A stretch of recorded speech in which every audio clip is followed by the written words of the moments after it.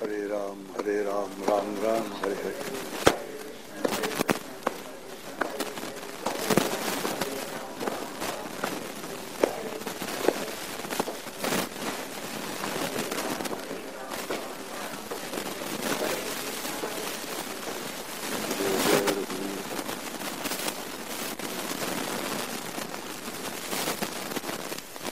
गीतेचा अभ्यास करताना पारंपरिक पद्धतीने प्रत्येक अध्यायाचा स्वतंत्र पद्धतीने आपल्याला अभ्यास करता येतो. ती एक पद्धत आहे, पण त्याला स्कूल रूम टेक्निक असं म्हणतात. शाळेत जसं शिकवतात तशा पद्धतीने शिकवणं एक गोष्ट वेगळी असते आणि अनुभवाच्या दिशेने अभ्यास करण्याची एक पद्धत असते, ती थोडीशी वेगळी असते. आपण म्हणूया एक पद्धत ऑर्थोडॉक्स आहे, अनऑर्थोडॉक्स आहे. आणि आत्ताच आपला विचार चाललाय तो अनऑर्थोडॉक्स आहे. आणि अनऑर्थोडॉक्स म्हणण्याचे कारण आहे कसं की असं ते विस्कळीत पद्धतीने अभ्यास होईल. पण गीतेच्या दृष्टीने जरी विस्कळीत असलं तरी अभ्यासाच्या दृष्टीने मात्र ती विस्कळीत पद्धत आहे. ती विस्कळीत पद्धत आपल्याला सुसंगत तशी करून घेता येते. एक थोडासा सुरुवातीला विचार सांगून टाकूया की पहिला जो श्लोक आहे धर्मक्षेत्रे कुरुक्षेत्रे, ह्या दोन शब्दाचा अर्थ पुष्कळ बोलका आहे. क्षेत्र शब्दाचा अर्थ शरीर असं होतो. 15व्या अध्यायामध्ये इदम शरीरम कौंतेय क्षेत्रमित्य वेदेत असं म्हटलेलं आहे. तर आपलं जे शरीर आहे ते प्रत्येकाचं शरीर एक क्षेत्र आहे. आणि हे जे क्षेत्र आहे त्या क्षेत्रातून 3 प्रकारची पिकं काढता येतात. क्षेत्र म्हणजे फील्ड, शेत. जशी शेतातून पिकं काढतात याही शेतातून 3 प्रकारची पिकं काढता येतात. एक पापाचं पीक, पुण्याचं पीक आणि एक शुद्ध पुण्याचं पीक. एक ज्ञानेश्वर महाराजांनी शब्द चांगला सांगितलाय की पापाचं पीक आपलं ठाऊक आहे, करू नये ते केलं म्हणजे पापाचं पीक निघून राहिलं. करावं ते केलं आणि सकाम बुद्धीने केलं तर पुण्याचं पीक निघून राहील. पुण्याच्या उद्देशाने केलं तर पुण्याचं पीक निघेल. पण तिसरं जे पीक आहे शुद्ध पुण्य, ज्ञानेश्वरांची गोळी फार छान आहे. ते म्हणतात पुण्यात्मके पापे स्वर्गा जायचे, पापात्मके पापे नरका जायचे, जेणे माते पाविजे ते शुद्ध पुण्य. त्यामुळे माझी प्राप्ती होईल असं जे पुण्य त्याला शुद्ध पुण्य असं म्हणतात. पण हे जे शरीर आहे म्हणजे क्षेत्र आहे, या क्षेत्रातून 3 प्रकारची पिकं आपल्याला काढता येतात.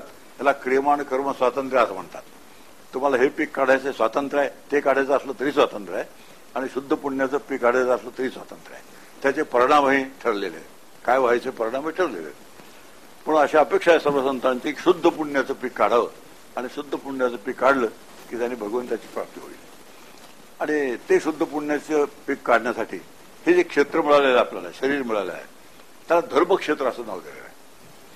84 लक्ष शरीर आहे या पृथ्वीच्या पाठीवर. 84 लक्ष योनी आहेत. जेवढ्या योनी आहेत त्या प्रत्येक योनीचं एक शरीर आहे. पण या माणसाच्या शरीराला फक्त धर्मक्षेत्र असं म्हटलंय, बाकी कोणत्याही शरीराला धर्मक्षेत्र असं म्हटलेलं नाही. असं का? त्याचं एकच कारण आहे की असं एकच क्षेत्र असं आहे शरीर हे माणसाचं की ज्याला धर्माच्या आज्ञा सांगता येतात. 2 सांगितलेल्या आज्ञा कळतात आणि 3 त्याप्रमाणे वागून त्याचं फळ घेता येतो. म्हणून असं 3 गोष्टी ज्या क्षेत्रामध्ये शक्य आहेत असं जे क्षेत्र त्याला धर्मक्षेत्र असं म्हणतात. म्हणून माणसाचं क्षेत्र हे धर्मक्षेत्र आहे. माणसाचं शरीर हे धर्मक्षेत्र आहे. एखादं बैलाचं उदाहरण घेऊ. बैलाच्या शरीराला धर्माची आज्ञा सांगता येणार नाही. आम्ही सांगितले त्याला समजणार नाही. समजले नाही म्हणजे वागण्याचा प्रश्नच येत नाही. म्हणून धर्मक्षेत्र म्हटल्यानंतर एक जबाबदारी येऊन पडते. कालपासून आपण विचार करतोय परमार्थ एक जबाबदारीचा विषय असतो आणि जबाबदारीच्या दृष्टीने परमार्थाकडे पाहिलं की मग परमार्थाचा काही वेळेला कंटाळा सुद्धा येऊन जातो. आता 30-35 वर्षाचा अनुभव आहे माझा या क्षेत्रातला. आणि जितकी जबाबदारी जास्त तितका माणसाला कंटाळा जास्त. असा म्हणजे बाकीच्या क्षेत्रात जसा नियम आहे तसा ह्याही क्षेत्रात नियम आहे. पण ज्या प्रमाणात आम्ही जबाबदारी उचलू त्या प्रमाणात त्याचा जो लाभ आहे तो लाभ होण्याची शक्यता आहे. म्हणून मला मिळालेलं धर्मक्षेत्र आहे हे जर लक्षात राहिलं तर त्या धर्मक्षेत्राचा वापर धर्माच्या कारणासाठी करावा, धर्माच्या उद्देशाने करावा ते आपल्याला लक्षात येईल. भगवान श्रीकृष्णाला धर्माची अतिशय आवड आहे. यदा यदा ही धर्मस्य ग्लानिर्भवती. याचा अर्थ असा होतो की ज्या वेळेला धर्माला ग्लानी येते त्यावेळेला सगुण निराकार असलेलं जे तत्व आहे ईश्वर नावाचं ते सगुण साकार होतं. कशासाठी? परित्रणाय साधूना विनाशाय दुष्कृताम. याचा अर्थ असा होतो भगवान श्रीकृष्णाला धर्म अतिशय प्रिय आहे. किती प्रिय आहे तर सगुण निर्गुण सगुण काय म्हण निर्गुण साकार ते सगुण निराकार. सगुण निराकाराचा तो सगुण साकार होतो इतका त्याला धर्मप्रिय आहे. आता मला जर श्रीकृष्ण प्रिय असेल तर ते थोडं त्रैराशिकासारखं आहे की भगवान श्रीकृष्णाला धर्म आवडतो, मला श्रीकृष्ण अतिशय आवडतो. मग त्याचं त्रैराशिकातलं एक अंग ताबडतोब निघतं की मला धर्म आवडला पाहिजे, म्हणजे मी धर्माच्या बाजूने उभे राहिलं पाहिजे. धर्मासाठी भगवान श्रीकृष्णाने जसं आपलं मूळचं स्वरूप सोडलं निराकार आणि सगुण साकार झाला, इतकं धर्मावर प्रेम आहे तर त्या माझंही धर्मावर प्रेम असलं पाहिजे. हा एक आपल्याला संदेश धर्मक्षेत्र या शब्दातून मिळून जातो. आणि अशा तऱ्हेचे सगळे संदेश मिळत गेले आपल्याला की मग आपली जबाबदारी, जी वाढती जबाबदारी, आपल्याला वाढती जबाबदारी कळते, तसं ते कुरुक्षेत्र सुद्धा आहे. ज्ञानेश्वर महाराजांनी धर्मक्षेत्र आणि कुरुक्षेत्र दोन वेगळी मानलेले नाही आहेत. जे धर्मालय म्हणजे ते कौरव आणि माझे. आता त्या ठिकाणी धर्मक्षेत्र आहे तेच कुरुक्षेत्र आहे. आणि कुरुक्षेत्र शब्दाचा अर्थ आहे, कुरु हा आज्ञा तर द्वितीय पुरुषी एकवचन शब्द आहे. त्वम नियतम कर्म कुरु असं ज्या शरीराला सांगता येतं असं जे शरीर त्याला कुरुक्षेत्र असं म्हणतात. तर धर्मक्षेत्र कुरुक्षेत्र या शब्दाचा अर्थ एकदम आपल्याला जे पारंपरिक अर्थ ठाऊक आहेत त्यापेक्षा खूप जवळ आहे.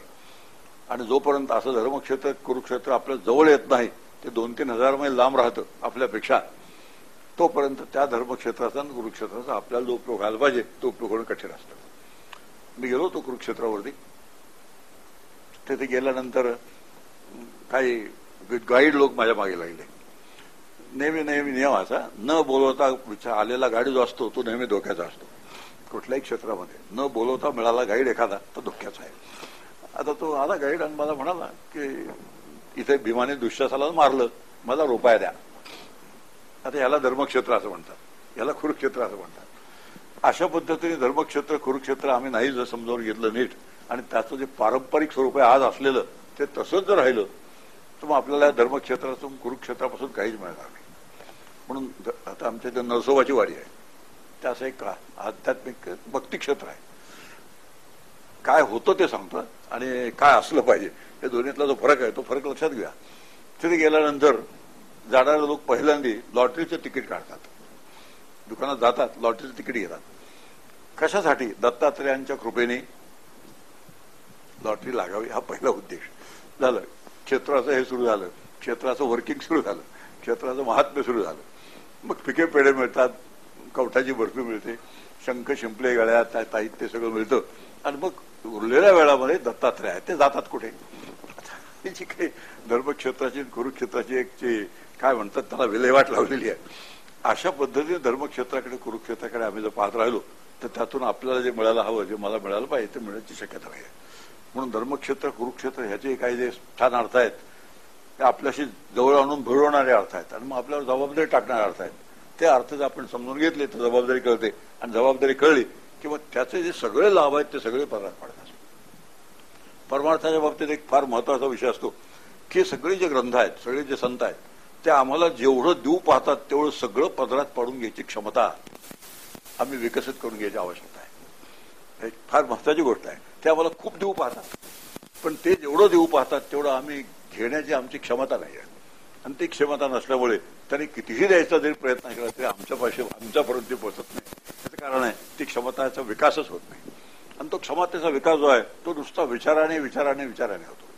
आणि त्या विचार व्यवस्थित बसला. परमार्थामध्ये विचार हे अतिशय महत्वाचं साधन आहे, हे सहसा कोणाच्या लक्षात येत नाही. आणि मग कर्म नावाचं एक साधन, भक्ती नावाचं दुसरं साधन, अष्टांग योग नावाचं तिसरं साधन, अशा पद्धतीने पारंपरिक जी साधनं आहेत त्या पारंपरिक साधनेमध्ये माणसं घोटाळत राहतात. पण विचार नावाचं जे साधन आहे ते विचार नावाच्या साधनाकडे फार कमी जोराचं लक्ष जातं. आणि भगवान शंकराचार्यांनी गरजून सांगितलंय की विचार नावाचं अतिशय मोठं साधन आहे. वस्तुसिद्धी विचारणं न कश्चित कर्म कुठेही. शंकराचार्यांचा निर्णय आहे. वस्तुसिद्धी शब्दाचा अर्थ आहे मी आत्मा आहे असा जो अनुभव आहे, मी ब्रह्म आहे असा जो अनुभव आहे त्याला वस्तुसिद्धी असं म्हणतात. आणि ही जी वस्तुसिद्धी आहे म्हणजे मी ब्रह्म आहे असा अनुभव तो विचाराने येतो, कोट्यावधी कर्म करून येत नाही. आणि माणूस सहजच कर्माकडे प्रवृत्त असल्यामुळे जितकी जास्त कर्म करायला मिळते तितकं त्याला असं वाटतं की आपण जितकी जास्त कर्म करू तितका परमार्थ जास्त जवळ येईल. आणि एक लक्षात ठेवावं नेहमी, जितकी क्रियाशीलता जास्त तितकी चिंतनशीलता कमी, असं त्यांचं इन्व्हर्स प्रोपोर्शन आहे. जितकी क्रियाशील होतं जास्त तितकं चिंतनाला वेळच मिळत नाही, विचाराला वेळच मिळत नाही. आणि मग असं होतं जितकं आम्ही काय काय करत राहू, जास्त जास्त काही भव्य करू, काही दिव्य करू, लोकांची कामं करू, समाजाची कामं करू, असं काय ते करत राहू. आणि असं करत राहिल्याने आपल्याला वाटतं की आपला परमार्थ व्यवस्थित चाललेला आहे. ते परमार्थाचं अंग आहे नाही असं नाही, पण ते नुसतं एक छोटंसं अंग आहे, मुख्य अंग ते नाही, हे सहसा लक्षात राहत नाही. आता इतकं सगळं सांगायचं कारण आहे की विचार नावाचं एक मोठं साधन आहे आणि विचाराचं एक शास्त्र आहे. सगळे जे वेदांताचे ग्रंथ आहेत ते विचाराचं शास्त्र आहेत. आणि विचाराचं शास्त्र ज्या प्रमाणात आम्ही समजून घेऊ त्या प्रमाणात आपले जे विचार परमार्थाच्या संदर्भात विस्कळीत असतात, त्या विस्कळीत विचाराने एक चांगली दिशा मिळते. आणि ती चांगली दिशा मिळाली की ते विचार आपल्याला जिकडे घेऊन जायला पाहिजे तिकडे घेऊन जातात, जिकडे त्यांनी न्यायला पाहिजे मला तिकडे ते घेऊन जातात. अशा सगळ्या पद्धतीने आपण हा परमार्थ जो आहे म्हणजे भगवद्गीता आपण म्हणूया आजच्या संदर्भामध्ये, ती ह्या पद्धतीने आपण जर त्या भगवद्गीतेचं चिंतन केलं तर कदाचित आपल्याला ते जास्त लाभदायक होण्याचा संभव आहे. ह्या भगवद्गीतेच्या शेवटी म्हणजे प्रत्येक अध्यायाच्या शेवटी आपण एक नेहमी वाचतो, पण त्या वाचनाकडे फारसं लक्ष आपलं जात नाही. वाचतो खरे, पण कसं असतं ते समाप्ती करून टाकलेली असते. समाप्ती केल्याने अध्याय समाप्त झाला असं एवढ्याच पुरतं त्याचं मूल्य जे आहे तेवढं आम्ही ठरवतो आणि मग त्या मूल्याकडे पुरेसं लक्ष देत नाही. यामध्ये गीतेमध्ये सातत्याने एक शब्द आपलं एक रचना जी आहे ती रचना विचारात घेण्यासारखी आहे की योगशास्त्रे काय सुरुवात आहे, हा श्रीकृष्णार्जुन संवादे अध्यात्मशास्त्रे ब्रह्मविद्यायाम अमुक अमुक अध्याय नाम अमुक अमुक अध्याय अशा तऱ्हेची सुरुवात आहे. आणि त्यामध्ये सुरुवातच अशी केलेली आहे त्यांनी की हा भगवद्गीता हे श्रुती आहे.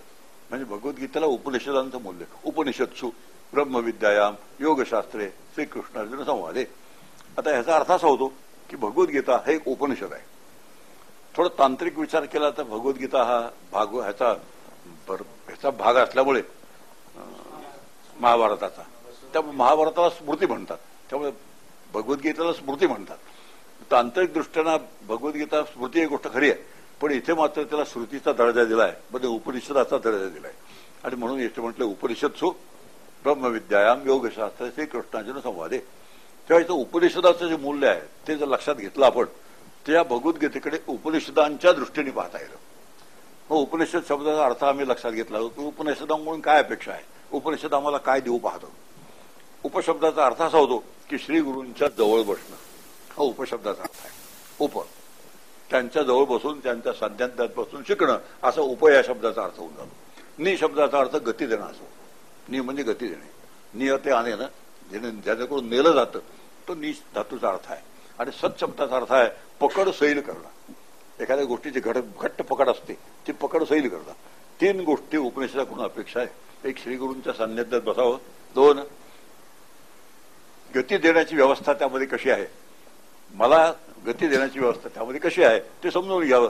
आणि माझ्यावर ज्या पकडी आहेत अनेक, त्या पकडी सैल करण्याची त्यात काय सोय आहे त्या सोयीचा विचार करावा. हे कसं आहे, आता मी म्हणू ह्या अनऑर्थोडॉक्स पद्धत आहे अभ्यास, गीतेच्या अभ्यासाची ही ऑर्थोडॉक्स पद्धत नाही. ऑर्थोडॉक्स पद्धत काय, अध्याय घ्यायचा, सुरुवात करायची, प्रत्येक अध्यायाच्या श्लोकाचं वर्णन करायचं, थोडं स्पष्टीकरण करायचं, पुढे जायचं. ही स्टँडर्ड पद्धत आहे, बसून गेलेली पद्धत आहे. पण ह्यापेक्षा अशी पद्धत जी आहे त्या पद्धतीने गीता आपल्या खूप जवळ येते. आणि गीतेकडे बघण्याची दृष्टी जी आहे ती पहिल्यापासून आपली दृष्टी तयार होते की गीतेकडे मला ह्या दृष्टीने पाहायचंय. कोणत्या दृष्टीने पाहायचंय, उपनिषद या दृष्टीने पाहायचंय. आणि उपनिषद या दृष्टीने पाहायचं असेल तर त्यांनी गती द्यायचं काम केलं पाहिजे आणि श्रीगुरूंच्या जवळ बसलं पाहिजे. आता हे एक मोठं ह्या क्षेत्रातलं आहे की जे जाणते असतात, श्रीगुरू शब्दाचा अर्थ असा होतो जे ज्या क्षेत्रातले जाणते आहेत त्यांच्या जवळ बसावं. आणि त्यांच्याजवळ बसण्याचं एकच कारण आहे की त्यांच्याजवळ बसल्यानंतर ते जे काही बोलतील, ते काही जे सांगतील ते अनुभवातून बाहेर आलेलं असेल. अतिशय महत्व गोष्ट आहे. त्यामध्ये जराही टेंटेटिव्ह नसेल, अंदाज पंचवीस म्हणतात, काही नाही, केवळ सैद्धांतिक विचार नसेल. नुसतं सिद्धांत सांगणं ही गोष्ट वेगळी आहे आणि अनुभवून तो सिद्धांत सांगणं ही गोष्ट वेगळी आहे. आणि अनुभवून सिद्धांत सांगणारे असतात त्यांच्याजवळ जर बसलं तर आपली फार लवकर प्रगती होऊन जाते.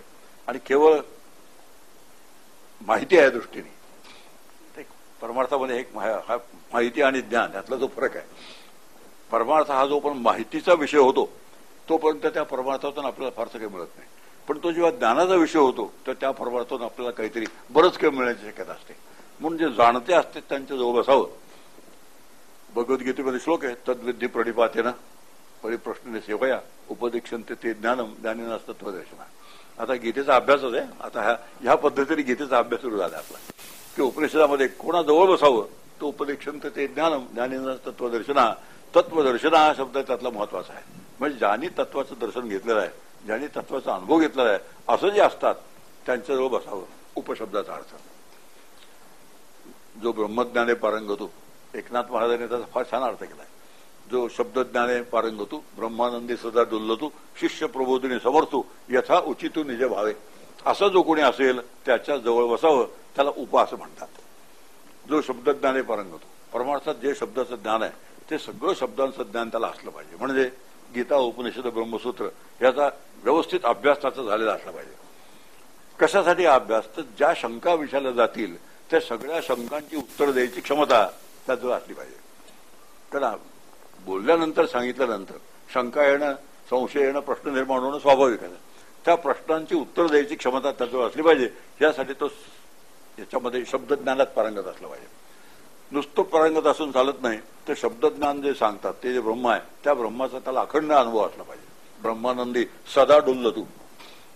संतांच्या ज्या शब्दरचना असतात फार मजेशीर असतात, मार्मिक असतात फार. ब्रह्मानंदी सदा डुल्ल तू, अखंड ब्रह्मानंदामध्ये असतात. एवढं नाही भागत नाही. शिष्य प्रबोधिनी समर्थ. समोर येणारा जो शिष्य आहे त्याचं समाधान करण्याचं सामर्थ्य त्याच्याकडे असलं पाहिजे. आणि यथाउचितू, त्याची जशी योग्यता असेल त्या योग्यतेचा विचार करून त्याचं समाधान करण्याची पात्रता, क्षमता त्याजवळ असली पाहिजे. आपण ऍप्टिट्यूड म्हणतो नेहमी, इकडच्या क्षेत्रात आपण ऍप्टिट्यूडचा विचार करतो. तसं परमार्थात सुद्धा ऍप्टिट्यूड नावाची गोष्ट आहे.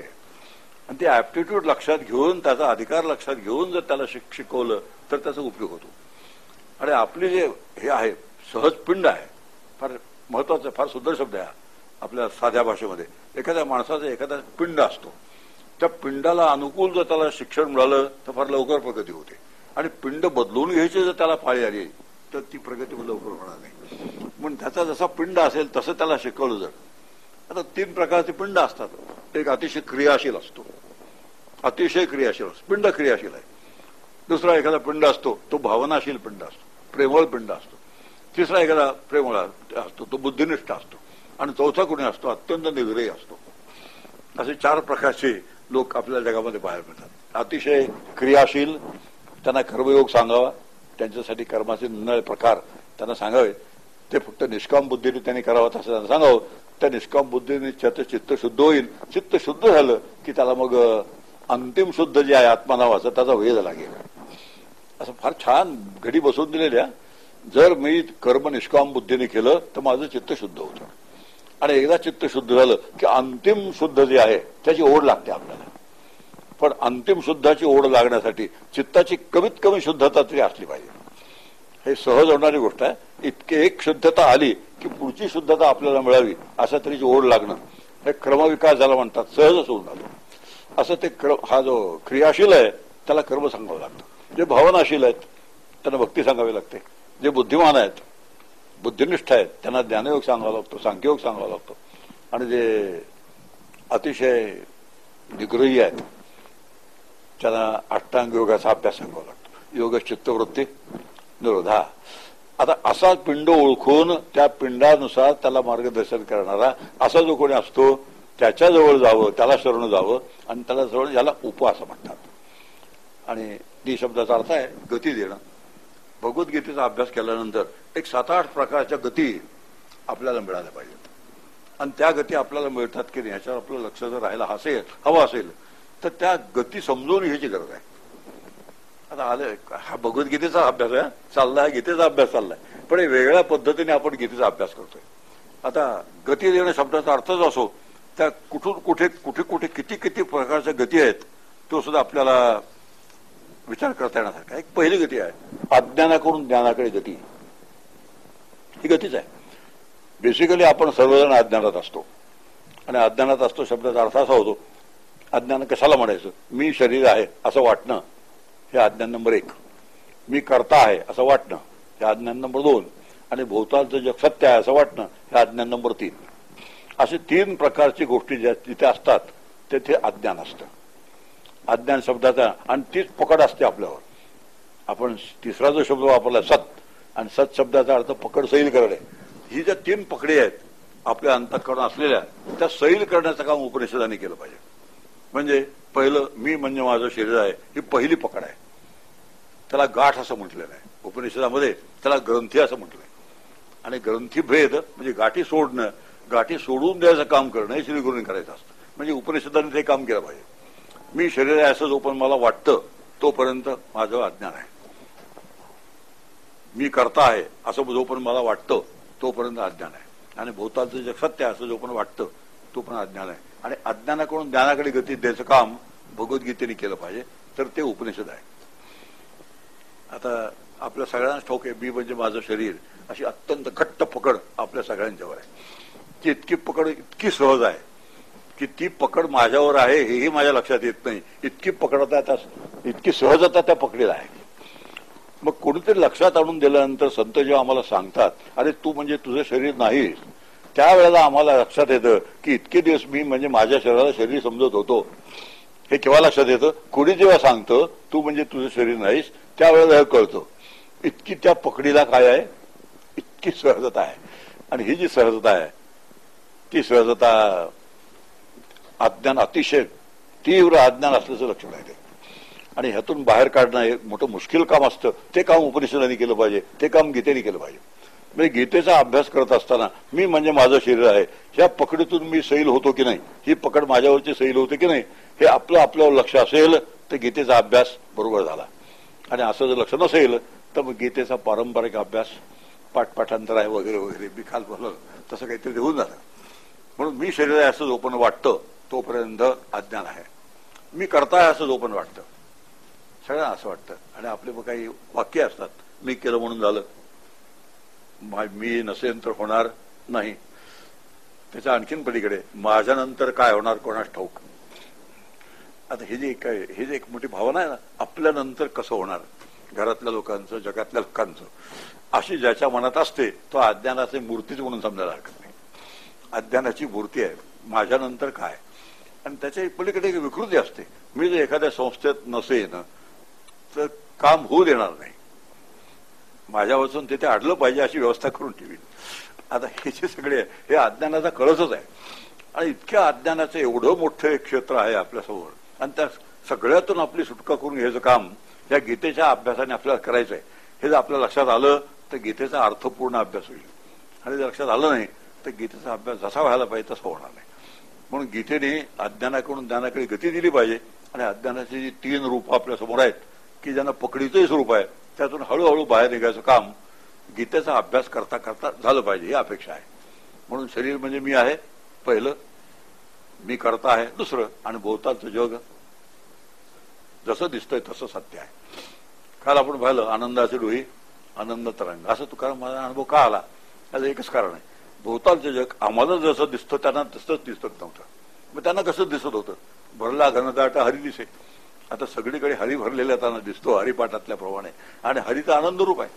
आणि हरी आनंद रूप असल्यामुळे आणि जग हरीने भरलेलं दिसल्यामुळे सगळं जग कसं दिसतं, आनंद रूप दिसतं. त्या सगळ्या आपल्याला कथा वाटतात, ऐकायला कसं वाटतं, कपोल कल्पित कथा, ईसापनीतीतल्या कथा असल्यासारखं वाटते. कारण असं आहे, आपले जे अनुभव असतात त्याच्या अत्यंत विपरीत असतात, अतिशय वेगळे अनुभव असतात.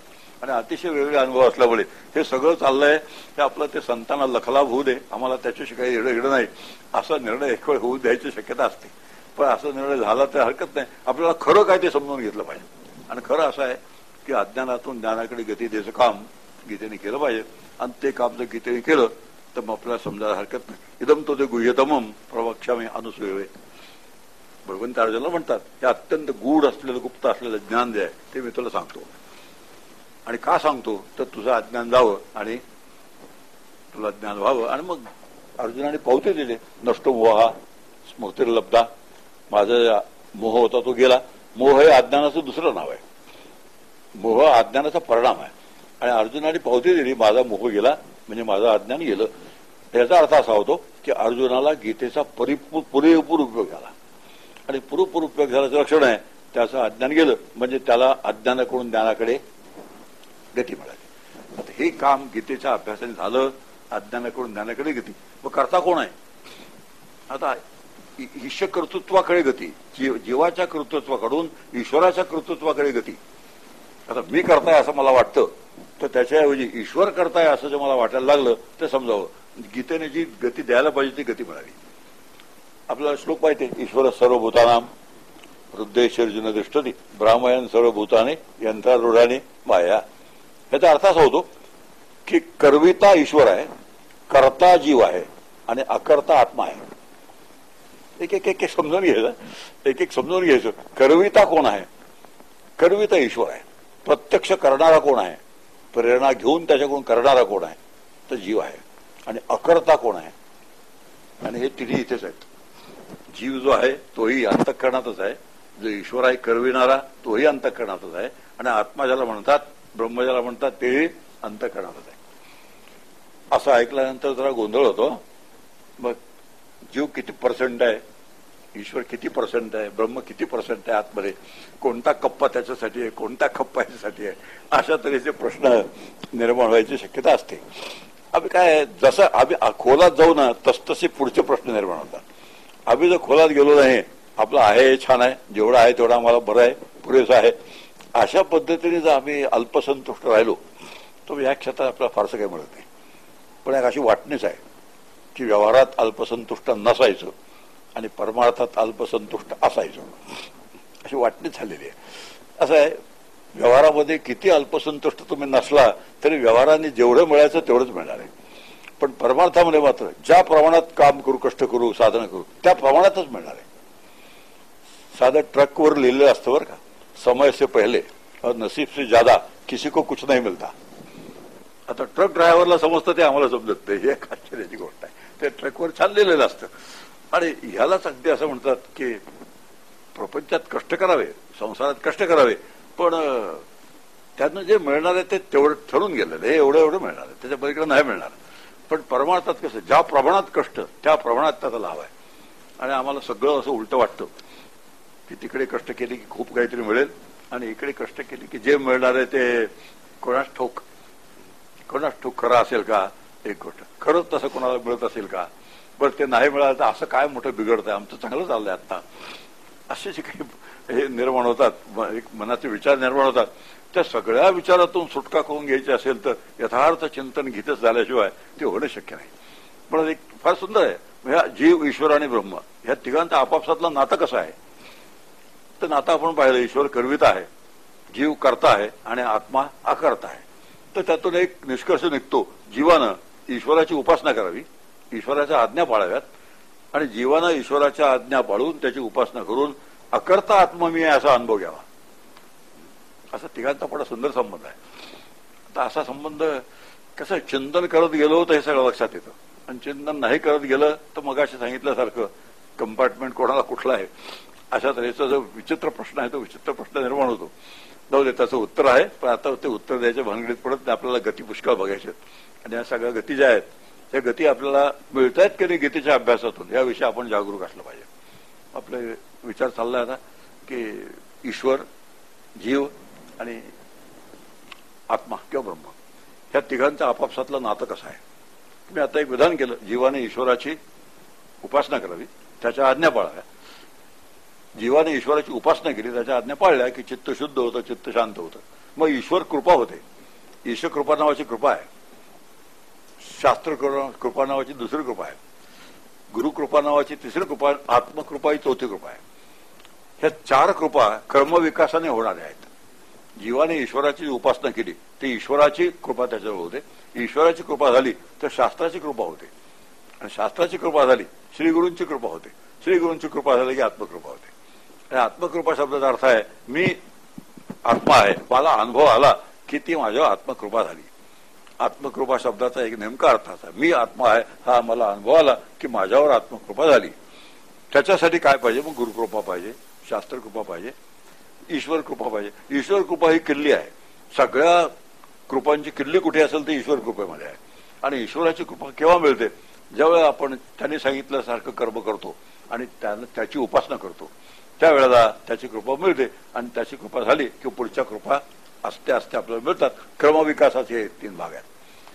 हे सगळे विचार गीतेमध्ये आपल्यासमोर ठेवलेले आहेत, शास्त्रकारांनी आपल्यासमोर मांडलेले आहेत. आणि ते विचार मांडल्यानंतर आपली हळूहळू आपली जबाबदारी आपल्याला कळत राहते. आणि नेहमी असं मी मगाशी विधान करून टाकलं, जबाबदारी म्हटल्यानंतर काढता पाय असतो बहुतेक जणांचा. आणि काढता पाय असतं एकच कारण आहे, एवढं सगळं करायचं खरं, एवढं सगळं करायचं खरं, मिळेल की नाही कोणास ठाऊक, नाही मिळालं तर काय होईल हेही नाही आणि तेही नाही. हे फार मोठा माणसाचा विचार असतो. प्रपंचात जे मिळायचं तेही नाही आणि परमार्थात जे मिळायचं तेही नाही, असं दोन्हीकडून रिकामा राहण्याचा संभव असतो. आणि असं जे निगेटिव्ह थॉट्स असतात, हे नकारात्मक विचार आहेत. हे नकारात्मक विचार आपल्या मनात जोपर्यंत येतात तोपर्यंत गीता जे आम्हाला देऊ पाहते ते सगळ्याच्या सगळं पदरात पाडून घ्यायची क्षमता आमच्याजवळ येईल की याबद्दल मोठी शंका आहे. आता आणखी एक प्रश्न आहे, ईश्वर करविता म्हटलं तर ईश्वर जो करवितो, एखादी गोष्ट मला करायला सांगतो, कोणत्या माध्यमातून करायला सांगतो, तर त्याचं उत्तर आहे वासना नावाची गोष्ट आहे जी बुद्धीच्या ठिकाणी राहते. हे सगळे एक एक पैलू आहेत, आपल्या साधनेचे पैलू आहेत. आणि साधनेचे पैलू आम्ही समजून घेत गेलो तर साधना जशी व्हायला पाहिजे तशी होते. मी कालपासून म्हणतोय, गीता पाठ होईल, गीता सांगता येईल, गीता वाचता येईल, सगळं होईल, पण हे साधनेचे पैलू हस्तगत जोपर्यंत होत नाहीत तोपर्यंत गीता मला जे देऊ पाहते ते मला मिळणार नाही. आता ईश्वर जेव्हा करविता मी म्हणतो, तर ईश्वराला करून घेण्याचं काय साधन आहे माझ्या शरीरात, तर वासना नावाचं एक साधन आहे. तुकारामांचं एक म्हणणं आहे, संचित तशी बुद्धी उपदे मनामध्ये. जसं संचित असतं म्हणजे जशी वासना असते तशी बुद्धीला प्रेरणा होते, आणि बुद्धीला प्रेरणा झाली की ती बुद्धी मनाला आज्ञा करते, आणि मनाला आज्ञा केली की ते मन जे आहे ते इंद्रियांपर्यंत ती आज्ञा पोहोचवतं. आता हे आपण लक्षात घ्यायची आवश्यकता आहे. हे जी उत्तरंड आहे ती उत्तरंड आम्ही लक्षात घेतली तर कशावर नियंत्रण ठेवलं पाहिजे हे आपल्याला कळतं, कोणाला आपल्याकडे वळवून घेतलं पाहिजे हे आपल्याला कळतं, कोणाला शांत केलं पाहिजे हे आपल्याला कळतं. म्हणजे ईश्वर वासनेमार्फत बुद्धीला प्रेरणा देतो. आता एक वाक्य तयार झालं, ईश्वर वासनेमार्फत बुद्धीला प्रेरणा देतो, आणि बुद्धीला प्रेरणानंतर बुद्धी मनाला आज्ञा करते, मन इंद्रियांपर्यंत ती आज्ञा घेऊन पोहोचवतं, इंद्रिया त्याप्रमाणे काम करायला लागतात. कठोपनिषदातलं आपल्याला ठाऊक आहे की शरीर हे जणू काय एक रथ आहे, इंद्रिय हे घोडे आहेत, मनाचा लगाम आहे, आणि बुद्धी जी आहे ती कोणाच्या हातात आहे, जो रथी आहे त्याच्या हातात आहे. फार रूपक फार सुंदर आहे. आता आम्ही रूपकाचं काय करतो, हस्तिदंती रथ तयार करायचा, एक चांदीचा रथ तयार करायचा, घोडे चांदीचे, रथ चांदीचा, हत्ती, ते छानपैकी शोकेसमध्ये ठेवून द्यायचं. आपल्या शोकेसचा एक मोठा शोक असतो आपल्याला की ते शोकेसमध्ये ते असं हस्तिदंती रथ दिसला, चांगले दिसले, जगाच दिसत आहे. पण पुढं काय, ते प्रतीक आहे नुसतं, ते नुसतं रूपक आहे. हे प्रतीक आहे, रूपक आहे लक्षात जर राहिलं नाही तर मग ते शोकेस मधली गोष्ट आहे ती शोसारखी होऊन जाते. असं होऊ नये यासाठी ही सगळी खटपट जी चालली आहे, ते त्यातून जे नेमकं मला सांगायला ते पाहतात ते सगळं मला कळलं पाहिजे. म्हणून अर्जुनाने नेमके बुद्धीचे लगाम कोणाच्या हातात दिलेत, फार महत्वाची गोष्ट आहे. अर्जुनाने आपल्या बुद्धीचे लगाम भगवंताच्या हातात दिले, आम्ही आमच्या बुद्धीचे लगाम वासनेच्या हातात ठेवलेले असतात. हा दोघांच्यात फरक आहे. काल तो विषय आपण मोठा ऐकला आहे, कालच विषय. आणि म्हणून वासना ही मूळ आहे सगळ्या गोष्टीत. आपल्याला जे काही प्रेरणा मिळतात त्या सगळ्या वासनेमार्फत मिळतात. म्हणून ईश्वराला वासना हे आपल्या शरीरातलं असं एक केंद्र आहे की ज्याच्यावर त्याचं नियंत्रण तो ठेवतो आणि बुद्धीला तशी प्रेरणा देत राहतो. आता ही जी प्रेरणा आहे ही प्रेरणा वासनेकडून येत राहणारच आहे. आता एक मोठा झगडा सुरू होतो की आता हे वाचन केल्यानंतर आम्हाला असं वाटतं की वासना जे सांगते ते बरोबर नाही आहे. वासना जे सांगते मला हे कर म्हणून सांगते ते चुकीचं आहे हे आपल्याला कळतं, पण वासनाचा रेटा तिकडे चालू राहतो. आणि हे वाचल्यानंतर, हा सगळा अभ्यास केल्यानंतर त्याच्या विरोधी रेटा इकडून चालू राहतो. आता 2 रेट्यामध्ये लढाई होत्या. आणि मग तुकाराम महाराज म्हणतात, रातन दिना आम्हा युद्धाचा प्रसंग, असे तुकाराम महाराज म्हणतात. ते का म्हणतात, आमच्या आत लढाई कधी होत नाही. लढाई होत नाही याचं कारण आहे, एक जो फोर्स आहे वासनेकडून जाणारा तो इतका जबरदस्त आहे आणि त्याला प्रतिकार करणारा फोर्सच नाही दुसरा. आणि प्रतिकार करणारा फोर्स असेल तर लढाई होणार, नाही तर लढाई होईल कशी. पण हा जो प्रतिकार करणारा फोर्स आहे तो तयार करणं हे साधकाचं काम आहे. त्याच्या विरोधी जो फोर्स आहे तो तयार करणं हे साधकाचं काम आहे. आणि ते साधकाचं काम साधक केव्हा करेल, त्याला जर कळलं की वासनेतून आपल्याला ज्या आज्ञा मिळत आहेत त्या काही आज्ञा चांगल्या आहेत. काल आपण पाहिलं 2 पद्धतीचे प्रवाह आहेत, एक चांगला आहे आणि एक वाईट आहे. दोन्ही प्रवाह आहे. आता हा जो काही वाईट प्रवाह आहे तो वाईट प्रवाह आपल्याला आटवून टाकायचा, जिरवून टाकायचा. त्यासाठी सतत मनामार्फत वासनेला म्हणजे त्या बुद्धीला नवीन सामुग्री पुरवली पाहिजे. आता तुम्ही म्हणाल याचा गीतेशी काय संबंध आहे, पण आता गीतेशी संबंध म्हणजे गीतेचा एखादा श्लोक धरून त्याच्यावर भाष्य केलं ही गोष्ट वेगळी आहे, पण साधक या जात्याने त्याचा विचार करणं ही गोष्ट अगदी वेगळी आहे. आता बघा की वासना बुद्धीमार्फत प्रेरणा देते आणि बुद्धीमार्फत मनाच्या तर्फे इंद्रियांपर्यंत येऊन पोहोचतात. आता हे जेव्हा मी गीता वाचतो त्या डोळ्यांमार्फत, डोळे मन इंद्रिय आहे, डोळ्यांपर्यंत पोहोचणारं मन इंद्रिय आहे, तर ते डोळे जे असतात ते वाचलेला जो मजकूर असतो ते मनामार्फत बुद्धीपर्यंत पोहोचतो. आता बघा वासनेचे सांगितलेलं असतं ते मनामार्फत इंद्रियांपर्यंत पोहोचतं, इंद्रियाने जे सांगितलेलं असतं ते मनामार्फत बुद्धीपर्यंत पोहोचतं. म्हणजे मनाचा रोल जो आहे तो दोन्ही वे आहे, 2 वे रोल आहे. इकडूनही मनच काम करतं, तिकडूनही मनच काम करतं. वासनेचा रेटा इथपर्यंत पोचवायचं काम मनच करतं आणि नवीन जे शिकलेलो आपण त्याचा रेटा बुद्धीपर्यंत पोचवायचं काम मनच करतं. आता ज्या वेळेला हा रेटा वाढेल, सतत अभ्यास करून करून ते साधनेची घडी बसून बसून हा रेटा जेव्हा वाढेल तेव्हा वासनेचा रेटा कमी होईल आणि वासनेचा रेटा कमी झाला की मग आपल्याला ती वासना आपल्या ताब्यात येईल. आपल्या ताब्यात केव्हा येते, मला जसं सांगितलं, मी जसं सांगितलं तशा वासनेकडून जर प्रेरणा यायला लागल्या, म्हणजे नवीन जे इनपुट आहे त्या इनपुट प्रमाणे वासनेतून प्रेरणा येत राहिला की आपलं काम झालं. आणि जुना जो इनपुट आहे अनंत जन्मांचा तिकडून जर प्रेरणा येत राहिल्या तर ते प्रेरणा आपल्याला जन्मजन्मीच्या ह्याच्यामध्ये पुन्हा घेऊन येणार आहेत. ही जी सगळी एक व्यवस्था आहे आतमध्ये आपल्या, ती सगळी व्यवस्था समजून घेतली तर साधक या नात्याने आपल्याला काय केलं पाहिजे हे फार चांगलं कळतं. आणि जोपर्यंत ही व्यवस्था आम्ही लक्षात घेत नाही तोपर्यंत खऱ्या अर्थाने साधना होणं शक्य नाही. म्हणून एक फार सुंदर व्यवस्था आहे. मग मी असे विधान केलं, ईश्वर करवित आहे, वासनेमार्फत करवितो. करता प्रत्यक्ष जीव आहे म्हणून करत्या जीवानी करवित्या ईश्वराची उपासना करावी, त्याच्या आज्ञा पाळाव्या, त्याच्या कृपेने अकर्ता आत्मा मी आहे असा अनुभव घ्यावा. असा या तिघांचा आपापसातला संबंध आहे. आणि हा संबंध लक्षात घेतला की उपासनेने काय काय होतं, ज्ञानाने काय काय होतं त्या सगळ्याचा अंदाज लागतो आपल्याला. म्हणून अज्ञानाकडे ज्ञानाकडे भगवद्गीतेने आपल्याला न्यायचंय हा एक विचार आहे. दुसरं, देहतादात्म्याकडून आत्मतादात्म्याकडे जायचंय.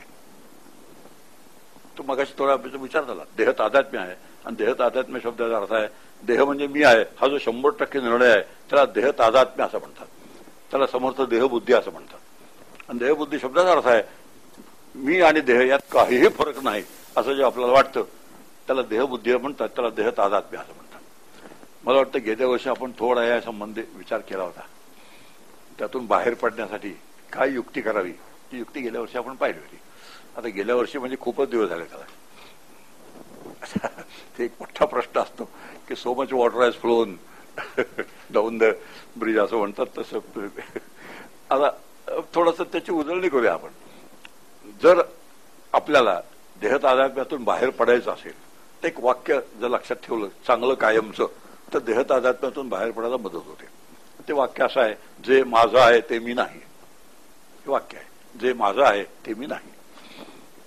अरे वाक्य मला काय काय शिकवतं विचार केला तर इथे सगळं अडचण मोठी तीच आहे. विचाराची एवढी सामुग्री आमच्याजवळ आहे पण त्या सामुग्रीचा विचार न करता त्याची दखल न घेता आम्ही आपलं पारंपरिक पद्धतीने यांत्रिक पद्धतीने जेव्हा आपण काहीतरी करतो त्यावेळी त्यातून आमच्या हातात फारसं काही लागायची शक्यता नाही. आता बघा इथे श्रीराम जयराम जय जयरामचा जप चालतो यंत्राने स्वयंपाकघरामध्ये. आता एक छोटासा प्रश्न आहे, ते यंत्र मुक्त होईल का? यंत्र मुक्त होईल का? यंत्र मुक्त होण्याची शक्यताच नाही, कारण यंत्रात जीवच नाही. मुक्त होणारा कोण आहे? जीव. मुक्त कोण होतो? मी ब्रह्मा असा अनुभव कोण आहे? जीवाला येतो. आता तिथं जर जीवच नाही तर ते मुक्त होईल कसं? याचा अर्थ असा होतो की त्याने मुक्त व्हावं म्हणून ते ठेवलेलं नाही, ते आपल्या कानावर पडावं म्हणून ठेवलेलं आहे. आता हे अगदी अगदी बरोबर आहे. आता मी उदाहरण काय दिलं, मी जर यंत्रासारखा जप केला, यंत्रासारखा मी जप केला तर यंत्र जसं ते मुक्त होणार नाही तसं मी पण मुक्त होणार नाही. म्हणून समजले आणि वर्तले त्याची भाग्य पुरुष भले, या वेगळे जे उरले ते करणते पुरुष असे निर्णय समर्थांनी देऊन टाकले. समजले आणि वर्तले. प्रत्येक गोष्ट समजून घ्या, जसं समजलं असेल तसं जगा, वागा. आणि असं जे करतात त्यांना भाग्यवान म्हणतात, आणि असं जे करत नाहीत त्यांना समर्थाने एक पदवीदान समारंभ करून टाकला. करंटे पुरुष. आता किती मोठी जबाबदारी येऊन पडते आपल्यावर. म्हणजे काय वाचतो ते मला कळलं पाहिजे, मी काय म्हणतो ते कळलं पाहिजे, मी काय करतो ते मला कळलं पाहिजे. आणि व्यवहारामध्ये आपण असं पाहतो, एखाद्या माणसाला तो काय करतोय त्याला कळत नसेल तर त्याच्यासाठी वेगळं हॉस्पिटल असतं. तो काय करतो हे त्याला काय कळत नसेल, वेगळा दवाखाना ठेवावा लागतो. परमार्थामध्ये सुद्धा अशा हॉस्पिटल्स आहेत महाराष्ट्रात. एक आळंदीला आहे, एक पंढरपूरला आहे, एक पैठणला आहे, एक सज्जनगडावर आहे. असे हॉस्पिटल्स आहेत. मग त्यांना शिकवता येतं तुम्ही काय करता हे तुम्ही लक्षात घ्या. हे शिकवण्याचे ते हॉस्पिटल्स आहेत. पण हॉस्पिटलमध्ये जायला पाहिजे, तिथपर्यंत पोहोचलं पाहिजे, त्यासाठी वेळ दिला पाहिजे. इतकं सगळं जे करतात त्यांना पुढे प्रगती व्हायची शक्यता असते. मग आपला विचार चाललाय देहतादात्म्याकडून आत्मतादात्म्याकडे जायचं. तर गती द्यायची असेल ती योगी युंजित सततम आत्मनम रहस्य स्थिता एकाकी यत चित्तात्मा जरा अशी अपरिग्रहा. हे 6व्या अध्यायातला श्लोक उद्धृत करून ठेवलेला आहे की त्यांनी काय करावं. मग देहतादात्म्याकडून आत्मतादात्म्याकडे जाता येईल. आपण एक साधा उपाय आता करतो, जे माझं आहे ते मी नाही ह्याचं लक्षात घेतलं आणि ह्या वाक्याचा जर विचार केला तर घर जर माझं असेल तर मी घर नाही. त्याला लांबून सुरुवात करूया. परवडणाऱ्या सुरुवातीकडून न परवडणाऱ्याकडे जायचो. ते घर माझं आहे मग मी घर नाही, ठीक आहे, समजायला सोपं आहे. शर्ट माझा आहे मग मी शर्ट नाही, हेही समजायला सोपं आहे. पण देह माझा आहे हे माझ्याच बोलण्यावरून जर ठरत असेल, शास्त्र सांगतं म्हणून नाही, मीच बोलतो पण मीच काय बोलतो ते मला कळत नाही. समजा दिवसभर मी असं काही कष्टाचं काम केलं, रस्त्यावरचं खडी फोडण्याचं काम, सकाळी 6 पासून संध्याकाळी 6 पर्यंत, तर माझं शरीर ठणकायला लागेल. आजपर्यंत कोणी मी ठणकतो असं म्हटलेलं ऐकलंय का? मी ठणकतो असं म्हटलेलं कोणी ऐकलंय का? कुणी असं म्हणत नाही. काय म्हणतात सगळे? माझं शरीर ठणकतं, मी ठणकते असं कुठे ऐकलंय का? कुठेच नाही. मग मीच म्हणतो माझं शरीर आहे म्हणून, आणि मी जे माझं आहे ते मी नाही हे जर ठरवलं तर मग माझ्याच म्हणण्यावरून शरीर माझं असल्यामुळे शरीर मी नाही माझ्या लक्षात त्याला अडचण पडू नये. त्याला वेदांत शास्त्राची गरजच नाही. जर व्यवस्थित विचार केला आणि तो चांगला विचार बसवला तर वेदांत शास्त्राची गरजच नाही. म्हणून शरीर जर माझं असेल तर शरीर मी नाही हे जर कळलं तर त्याचा परिणाम होतो. मला शरीराशी बोलता येतं. पण आता गीता नाही बरं, आता ती अडचण तुमची मला कळते. गीतेचं काय झालं? तुम्ही मला प्रश्न विचारणार गीतेचं काय झालं? तुम्ही म्हणाल गीतेचं हेच चाललंय, हेच बरोबर चाललेलं आहे. त्याचं कारण आहे शेवटी देहतादात्म्य जायचं जर असेल तर त्याचं साधन माहीत पाहिजे, त्याची युक्ती माहीत पाहिजे, त्याच्यामध्ये विचार आपल्याला करता आला पाहिजे. तो विचार करायचा ह्या पद्धतीने केला पाहिजे. शरीर जर माझं असेल तर शरीर माझ्याहून वेगळं आहे, आणि जे माझ्याहून वेगळं असतं त्याच्याशी मला बोलता आलं पाहिजे. मी तुमच्याशी का बोलतो? तुम्ही माझ्याहून वेगळ्यात म्हणून. तुम्ही माझं का ऐकता? म्हणजे तात्पुरता ऐकता. तुम्ही माझ्याहून वेगळ्यात म्हणून. आता असं हे आपापचं जे नातं आहे वेगळेपणाचं नातं आहे म्हणून सांगण्या बोलण्याचा व्यवहार होतो.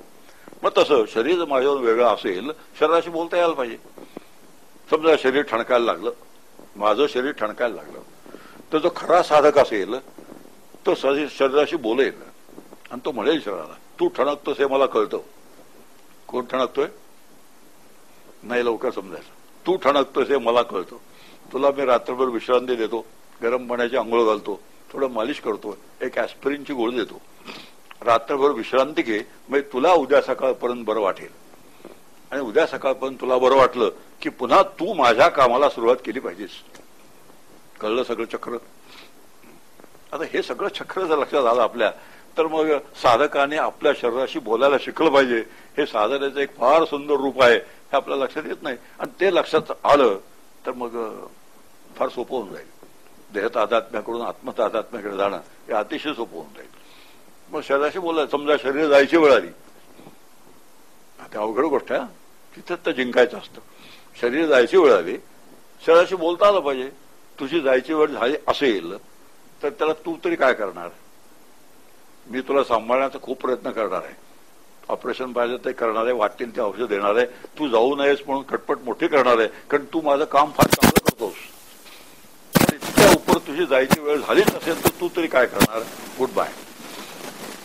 इतक्या आनंदाने जर शरीराला गुड बाय म्हणता आलं तर जिंकला.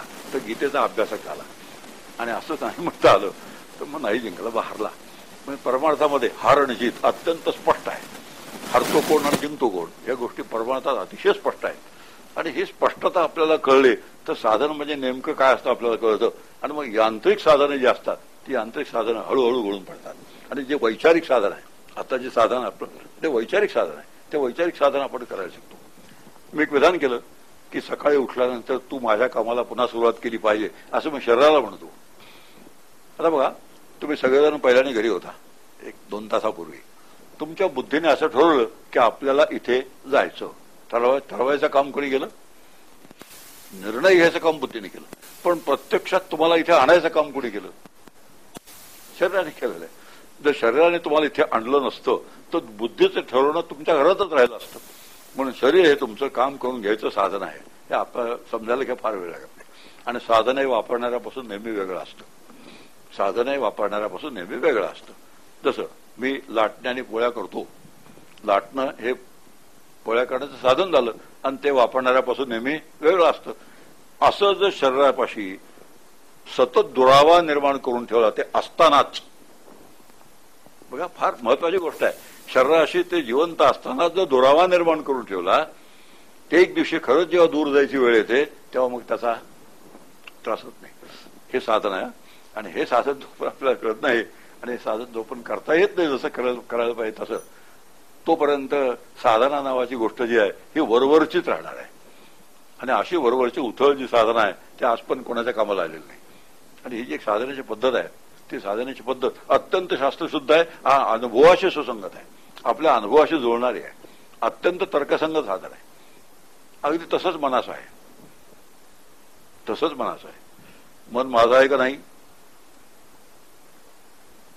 आता ते वाक्य आहे, मी माझं काम मन लावून करतो. काय वाक्य झालं? हे वाक्य सरकारी नोकरांसाठी नाही. मी माझं काम मन लावून करतो याचा अर्थ असा होतो, मन हे कामाला लावण्याचं साधन झालं. आणि मन हे कामाला लावायचं साधन असेल तर साधन हे वापरणाऱ्यापेक्षा नेहमी वेगळं असतं. मग त्या मनाशी बोलता आलं पाहिजे. मग सारखं एक दिवशी मन जर नाराज झालं काही कारणाने, आता बघा भगवद्गीता आली, सुखदुःखे सभे कृत्वा लाभा लाभो जया जेव, मधून मधून गीतेचा श्लोक ठेवणार आहे बरं. म्हणजे कशासाठी? हा तुम्हाला वाटलं पाहिजे हा गीतेचा अभ्यास चालू आहे. आता सुखदुःखे सभे कृत्वा लाभा लाभो जया जेव हे गीतेचं सांगणं आहे. ते जर प्रत्यक्षात आणायचं असेल, अंमलात आणायचं असेल तर कसं अंमलात आणायचं? शेवटी कसं आहे, ऍप्लिकेशन हा अतिशय मोठा भाग आहे. एक प्युअर सायन्सेस, अप्लाइड सायन्सेस, आपल्याला ही गोष्ट ठाऊक आहे. आणि अप्लाइड सायन्सेस असतात ती त्या प्युअर सायन्सेसचं पुढचं मोठं जे काम आहे ते करून देतात.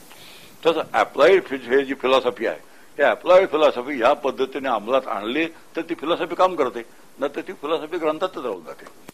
आणि भगवान शंकराचार्याने स्पष्ट सांगितलंय की ब्रह्म हे पुस्तकात नाही, कोणत्याही ग्रंथात ब्रह्म नाही. मोक्ष हा कोणत्याही ग्रंथात नाही, मोक्ष आपल्या हात असतो. आता हे सांगणारे कोण वैशिष्ट्य कोण आहे? शंकराचार्य आहे. आणि म्हणून त्यांना ग्रंथांसंबंधी एक वॉर्निंग देऊन ठेवलेलं आहे सगळ्या ग्रंथांसंबंधी. ते म्हणतात अविज्ञाते परतत्वे शास्त्राधितुस्थ निष्फला. तुम्हाला जर वेदांत शास्त्राने जे हे तत्व सांगितलेलं आहे, मी ब्रह्म आहे हा अनुभव जर तुम्हाला आला तर वेदांत शास्त्र व्यर्थ गेलं आणि नाही आला तरी व्यर्थ गेलं. आयदर वे वेदांत शास्त्राचा अभ्यास ग्रंथा निरुपयोगीच आहे. कोण सांगतंय? इतके ग्रंथ रचना करणारे शंकराचार्य सांगतात की माझ्या ग्रंथाचा तुम्ही अभ्यास केलात, तुम्हाला ब्रह्मज्ञान झालं तरी ग्रंथ निरुपयोगी आहे आणि ब्रह्मज्ञान नाही झालं तरी ग्रंथ निरुपयोगी आहे. म्हणजे एकूण काय झालं, ग्रंथ काय झाला. आणि आम्ही ग्रंथाचे गुलाम जेव्हा होऊन राहतो, कुठल्याही पुस्तकाचे गुलाम होऊन राहतो, तेव्हा मग पुस्तक आपल्या कामाला येत नाही. मग त्या ग्रंथाचे आम्ही स्वामी झालो. स्वामी झालं म्हणजे शब्दाचा अर्थ असा आहे की त्यातलं जे तात्पर्य आहे ते तात्पर्य घेतलं की ग्रंथ मागे सरला पाहिजे. समजा एक भटजी आहे, त्याने लग्न लावलं तरी त्याचा उपयोग नाही, नाही लावलं तरी त्याचा उपयोग नाही. कोणाच्याकडे तरी भटजीचा फोटो आहे का लग्न लावल्यानंतर, या भटजीने माझं लग्न लावलं असं तुमच्या कोणाच्या घरीत फोटो आहे का लावलेला? कोणाच्या घरी नाही आहे. आणि समजा असलाच तर म्हणतो हाच तो. आता पुढे हळूहळू आता ह्या विचार करत गेलो आपण तर मग मन आपल्याला कळलं आणि मनाशी आपल्याला जर बोलता आलं, मन एक दिवशी समजा दुःखी झालं, नाराज झालं, तर मनाशी मला बोलता येतं आणि मग मनाला म्हणतो तुझी नाराजी तू काय पाहिजे करा, मी तुझ्याबरोबर नाराज व्हायला बांधलेला नाही. हे जेव्हा मी मनाशी बोलायला शिकेन, त्या नाराजी मनापाशी मी ठेवून देईन आणि मी मोकळा राहीन. मग सुखदुःख समय कृत्वा लाभाला हो जयजीव, हे जे गीतेचं सांगणं आहे ते मला प्रत्यक्षात उतरवता येईल. आणि हे असं जोपर्यंत मी कळत नाही तोपर्यंत गीतेचं सांगणं मला प्रत्यक्षात उतरवता येणार नाही. मन एक दिवशी आनंदाने नाचायला लागलं, ते तसंच म्हणेन त्याला, खुशाल तू नाच, तुझ्याबरोबर मी नाचलं पाहिजे असा नियम नाही. तू आणि तुझा आनंद काय पाहिजे ते करा. जसं घरातल्या माणसाला म्हणू, कुणी रुसून घरात बसला असला तर आपण त्याला म्हणतो तुझं रुसणं संपलं म्हणजे आपण बघू मग काय करायचं ते. तितक्याच त्रयस्थपणाने जर आम्ही मनाशी बोलायला शिकलो तर मग गीतेतलं जे आज्ञा आहे ते आपल्याला पाळता येईल. त्या गीतेतल्या म्हणण्याप्रमाणे आपला अनुभव येईल. सुखदुःखी समय कृत्वा लाभाला हो जयदेव. म्हणून शरीराच्या संदर्भात एक वाक्य झालं, जे माझं आहे ते मी नाही. मनाच्या संदर्भातलं वाक्य आहे, मी माझं काम मन लावून करतो. बुद्धीच्या संदर्भातलं वाक्य आहे, ऐन वेळेला माझ्या बुद्धीने मला दगा दिला. काय वाक्य आहे? ऐन वेळेला माझ्या बुद्धीने मला दगा दिला, म्हणजे जे आठवायला पाहिजे ते आठवलं नाही. मग आता बुद्धीशी बोलता येतं. हे बघ, तू आज विसरलीस हे बरोबर नाही. कोणाशी बोलायचंय? तू विसरलीस हे बरोबर नाही, नीट लक्षात ठेव, अभ्यास कर, मी तुला पुन्हा विचारणार आहे. मी विचारलं की तुला सांगता आलं पाहिजे. हे कोणाशी बोलायचंय? स्वतःच्या बुद्धीशी बोलायचं. असं स्वतःच्या बुद्धीशी आम्ही बोलायला शिकलो तर बुद्धी असतानाच आपण त्याच्यापासून त्याचं जे तादात्म्य आहे ते तादात्म्य दूर होईल. आणि मग मी बुद्धिवान आहे, मी निर्बुद्ध आहे, मी अमुक आहे, मी तमुक आहे, मी फार तेज बुद्धीचं आहे, हे जे सगळे बुद्धीचं तादात्म्य आहे यातलं एकही तादात्म्य राहणार नाही. तर भगवद्गीतेतला श्लोक कोणी सांगेल या संबंधी, स्मृती संबंधी?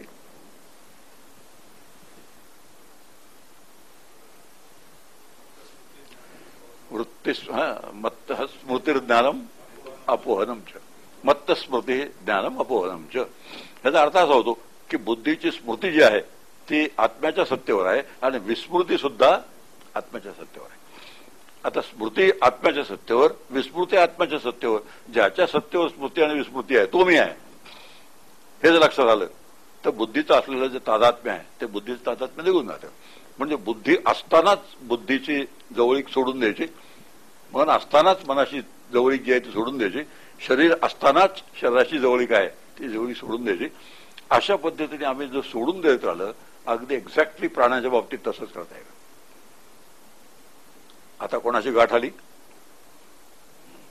प्राणाची गाठ आली. एक जण माझ्याकडे आला आणि मला म्हणाला, डॉक्टर साहेब तुम्ही खरं सांगणार का? आता मी काय खोटं सांगणार असं म्हणताना का वाटलं कोणा माहिती.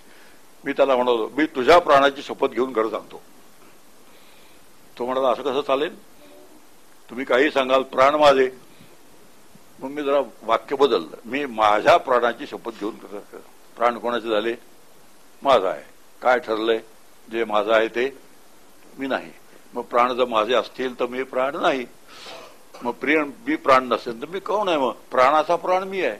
प्राणाचा प्राण कोण आहे? आत्मा आहे. उपनिषद सांगतं आत्मा प्राणाचा प्राण आहे. ह्याच्यात तुमच्या केनोपनिषदामध्ये प्राणाचा प्राण, कानाचा कान, डोळ्याचा डोळा अशा पद्धतीचं वर्णन आहे. ही सगळी पद्धत जी आहे उपनिषदाने सांगितलेली, गीतेने सांगितलेली, ही सगळी जर अंमलात आणली तर गीता आहे.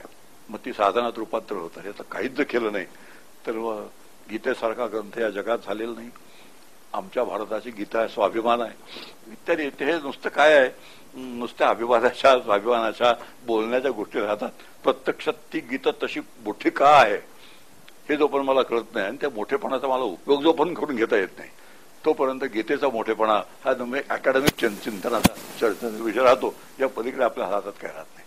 म्हणून इथे जे म्हटलंय देह तादात्म्याकडून आत्मतादात्म्याकडे गती घ्यायची. देह नुसता एक नसतो. देह स्थूल, सूक्ष्म, कारण, महाकारण, 4 देह आहेत. आता मी जी इतकी मांडणी केली त्याला शास्त्राचा व्यवस्थित आधार आहे. देह म्हटल्यानंतर आपलं हे समोर जे दिसतं त्याला अन्नमय कोश असं म्हणतात, त्याला स्थूल शरीर म्हणतात.